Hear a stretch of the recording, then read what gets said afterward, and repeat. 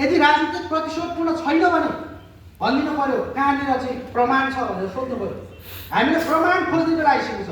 आज 1 वर्ष भयो रवि लामी छानेलाई जेलमा राखेको र अनुसन्धानको नाममा चाहिँ जेलमा राखेको। कार्तिक 3 गतेबाट प्रक्रिया सुरु गरिएको आज 1 वर्षभन्दा बढी भइसकेको छ, तर रवि लामी छानेको मुद्दा किन लाग्यो भनेपछि अहिलेको सरकार पनि हामीलाई कता न कतै डाउट छ।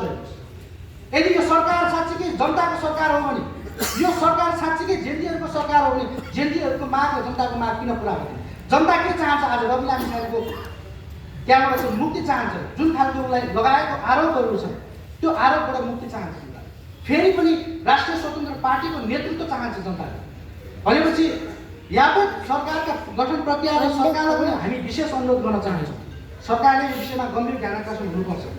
जनताको विचार, जनताको भावना र जनताको मनोगत हिसाबभन्दा बाहिर गएर कुनै खालको निर्णय गरिन्छ भने त्यसको प्रतिरोध पनि गर्न हामी तयार छौँ। तर हामी चाहन्छौँ नेपाली राजनीतिमा र हामीलाई दमन गर्ने दुष्प्रयास गरिन्छ भने त्यसको प्रतिरोध गर्न पनि हामी तयार छौँ। त्यसकारणले गर्दा सम्पूर्ण साथीहरूलाई व्यापक रूपमा अब पार्टी सङ्गठनको निर्माणको प्रक्रियामा लाग्ने, कोही साथीहरूले कुनै खालको चाहिँ डर मान्नु पर्दैन। साङ्गठनिक डर तपाईँहरू आजैबाट जानुहोस्। तपाईँहरूलाई कुनै पनि किसिमको राजनीतिमा राष्ट्रिय स्वतन्त्र पार्टीमै लागेकै कारणले गर्दा तपाईँहरूलाई कुनै समस्या पर्छ भने त्यसको साथ दिनको लागि, त्यो समस्याको हल गर्नको लागि हामी छौँ। हामी सहकार्य गर्दै अगाडि बढौँ। र यहाँहरूलाई म विशेष अनुरोध अर्को कुरा के गर्न चाहन्छु भने अब यो राष्ट्रिय स्वतन्त्र पार्टीले जुन खालको निलो क्रान्ति गर्न खोज्दैछ, यो निलो क्रान्ति सामान्य क्रान्ति होइन, नेपालको भाग्य भविष्य परिवर्तन गर्ने क्रान्ति हो। यो क्रान्ति हामीले शान्तिपूर्ण रूपमा गरिने भनेको क्रान्ति हो। यो क्रान्ति हामीले मत मार्फत गरिने क्रान्ति भएको कारणले गर्दा यसलाई हामीले उन्नत लोकतान्त्रिक क्रान्ति अर्थात् निलो क्रान्तिको रूपमा यसलाई हामीले परिभाषित गरेका छौँ। हामी हतियार त जम्मा गर्छौँ, हामी पनि कमजोर छैनौँ, तर हाम्रो हतियारहरू भनेको जनता हो। हाम्रो हतियार भनेको जनताको विचार हो। हाम्रो हतियार भनेको जनताको हिम्मत, साहस र भन्ने उद्घोषका साथ अहिले ऱ्याट विभागमा जो साथीहरू गर्नुभएको छ सम्पूर्ण साथीहरूले इमान्दारिताका साथ, हृदयमा इमान्दारी, मस्तिष्कमा समझदारी र काँधमा जिम्मेवारी बोकेर तपाईँहरू लाग्नुहोस् भनेर म अनुरोध गर्छु।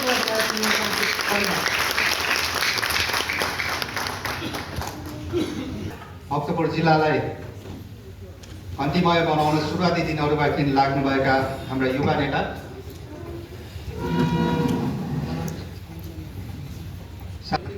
कुशल कार्यक्रम सञ्चालकज्यू, आजको यस भव्य कार्यक्रमलाई संयोजन गरिरहनुभएका यस कार्यक्रमका सभापतिज्यू, केन्द्रीय कोषाध्यक्ष लिमा अधिकारीज्यू, केन्द्रीय सचिवालय सदस्य आदरणीय दाई गणेश पराजुलीज्यू, यो कार्यक्रममा उपस्थित पार्टीको विभिन्न तह र तबकामा रहेर काम गरिरहनुभएका सहयोगका साथीहरू, भक्तपुर निवासी प्रिय बुवा आमा, दाजुभाइ, दिदीबहिनी सबैलाई शुभ बिहानी, जय घन्टी।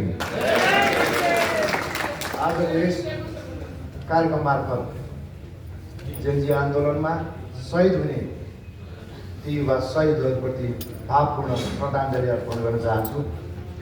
भक्तपुर जिल्लामा सम्पदा संरक्षण, सांस्कृतिक विरासत संरक्षणमा अहोरात्र खट्ने, भक्तपुरे संस्कृति र सम्पदाका लागि काम गर्ने ती अभियन्ताहरूप्रति व्यापक सम्मान व्यक्त गर्न चाहन्छु।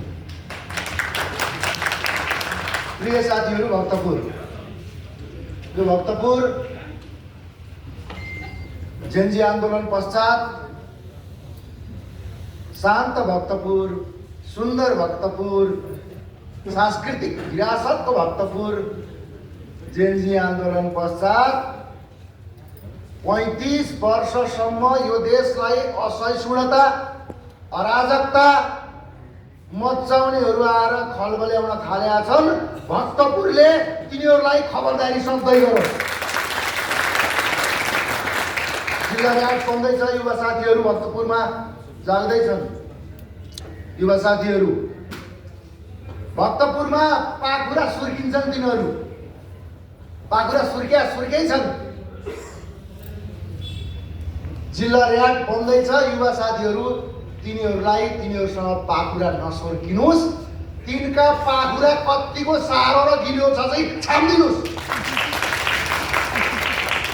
भक्तपुरको एउटा मेरो कपालको पछाडि लागिरहेछ हौ, आइरहेको थियो टिकटकमा। विचारको हिसाबमा कति सङ्कीर्णता छ त्यो मान्छे। यहाँभन्दा अर्को कुरा हुन्छ? नजिकै छु, यहीँ छु, घर वरिपरि छु, मेरा कपालका पछाडि लाग्नेलाई मेरो चुनौती। यो देशलाई यो हालतमा बना कसले?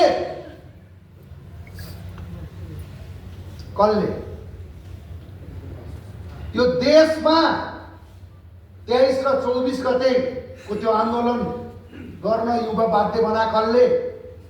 मैले, रवि लामिछानेले, राष्ट्रिय स्वतन्त्र पार्टीले होइन, तिमीहरूले हो।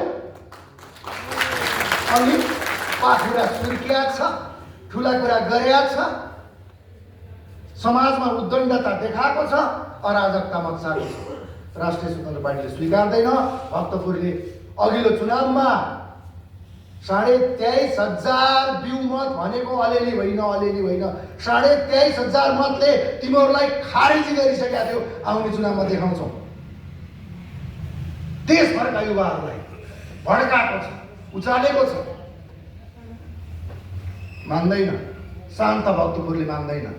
इतिहास, सांस्कृतिक विरासतको इतिहास बोकेको यो भक्तपुरले मान्दैन, यो शैलीलाई स्वीकार्दैन। मैले कसैको नाम ल्याएको छु? जनैलेका।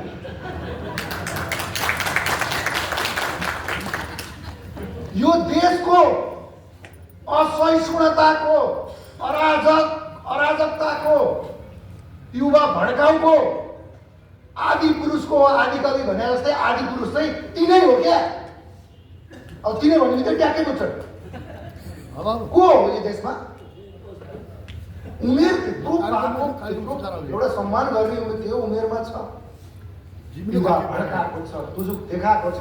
हिजो कता त ठोकिदिने हो रे क्या? ल ठोकिँदैन, मुखले ठोकेर ठोकिँदैन। हजुर 35 वर्ष देखिसकेका छौँ। लाग्ने हो, तिनीहरूलाई दिने हो चुनावसम्म बोल्न, गराउन। कति हेरौँ न त, आइ त हाल्यो त। त्यो चुनावमा मतपत्र समातेको 1 मिनट लाग्छ, जम्मा 1 मिनट। मतपत्र समातेर स्वस्तिक छाप लगाएको त्यो 1 मिनटले भक्तपुरे जनताले यिनीहरूका बोली बन्द गर्दैछन्। 1 मिनटको हैसियत बोलिँदैन। 1 मिनट लाग्छ, 1 मिनट जम्मा यिनीहरूलाई ठिक बनाउनु, जम्मा 1 मिनट।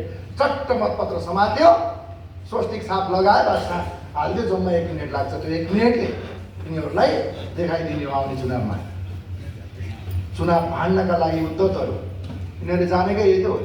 यिनीहरूलाई पाए पर्ने गरी, यिनीहरूले भने जस्तो हुने गरी, यिनीहरूको दादागिरी चल्ने गरे जस्तै जसले चाहिँ चुनाव गर्न पर्ने रे क्या? होइन, चुनावको तयारी भक्तपुर सङ्गठनले गरेको त चुनावमा जानै पर्ने छ। यो विषम परिस्थितिको निकास भनेकै निर्वाचन हो। त्यो निर्वाचनको लागि भक्तपुरले तयारी गर्नु पर्ने छ। साथीहरू त्यसमा लाग्नु होला।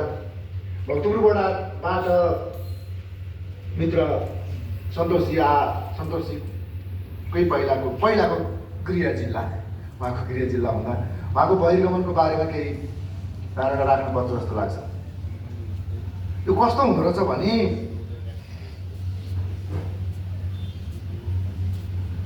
के भन्नु अब, त्यो रिस उठ्दो रहेछ क्या?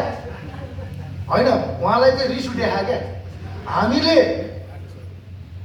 यस पछाडि स्पष्ट बहुमत ल्याउँदा म तपाईँहरू भक्तपुर आएर म दावाका साथ भन्न सक्छु, उहाँको लागि त्यो स्पष्ट बहुमत पश्चात पार्टीले कुन सम्मानमा राख्थ्यो भन्ने चिज म यहाँ भन्न चाहन्छु। मैले सदनमा प्रमुख सचेतकको भूमिकामा हुँदा सन्तोषजीलाई हामी साथीहरूले सम्माननीय ज्यू भन्थ्यौँ। त्यो भने सभामुखको भूमिकामा देख्न चाहन्थ्यो राष्ट्रिय स्वतन्त्र पार्टीले। यो अवसरको लागि राष्ट्रिय स्वतन्त्र पार्टी तयार थियो, त्यो अवसर दिनलाई तयार थियो। आज टाउका कम्युनिस्ट बोकेर जुन कुरा सकिँदैछ, बाटो कुबाटो हिँड्नुभयो। सन्तोषजी जम्मै 1 हप्ता बाहा छोड्या, कहिले भोलि कि कहिले हो उहाँको त्यो घोषणा। त्यसको 1 हप्ता पछाडि तपाईँ झसँग हुनुहुन्छ, पार्टी छोड्या 14 दिन हुन्छ। 15औं दिनमा पार्टी कार्यालय आउनुहोस्, लौ हजुर पारा लाग्दो रहेछ भन्नुहोस्, तपाईँलाई राष्ट्रिय स्वतन्त्र पार्टीले स्वागत गर्छ, तयार छ हामी। 15औं दिन त्यो बाटो गलत छ, त्यो बाटो सही छैन।